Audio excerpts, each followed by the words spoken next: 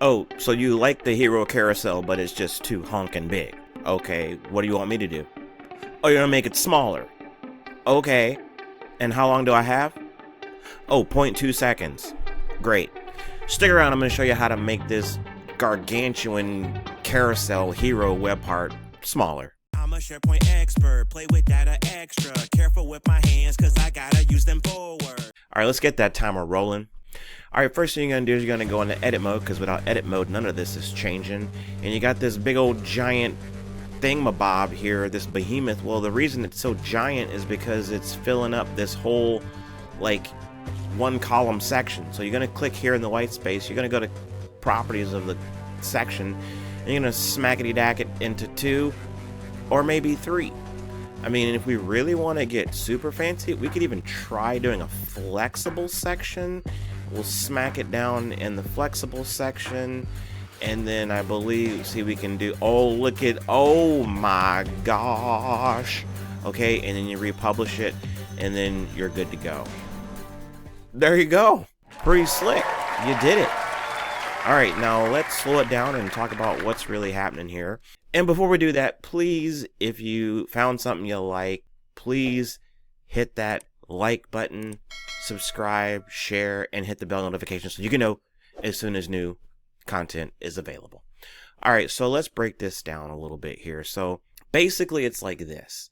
Yeah, if you happen to be working with this carousel or the hero web part, whatever, you know, the hero, if it's the 5 tiles or if it's in the carousel, it is going to auto adjust according to what type of column you've got it sitting in. So if it is in a, you know, 1 column, or excuse me, in a 3 column section here, it's going to be pretty tiny.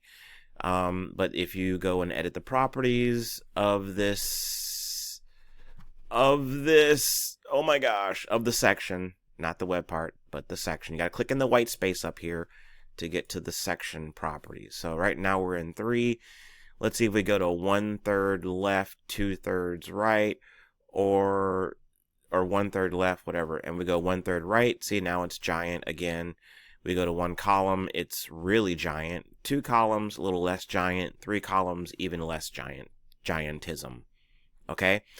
Now, if we pull it into a flexible section, then we can kind of go nuts. You know, we can just go nuts here, and we're just dragging. I mean, at some point, oh my gosh, how big is this thing gonna get? Let's go stupid with it. Okay, here, let's see what we can do here. Oh, okay, now it's just, all right, so that's like the maxi max, and then here is the minimum. So you play around with it to your liking, make it do what you want it to do, make it look the way you want it to look, and then just rock and roll. So with that, I hope this helps with your struggles with the gargantuanness of this what carousel. There we go. I forgot what it was. And again, if you found something you like, please hit that like button. And hey, remember, do the very best you can with what you got.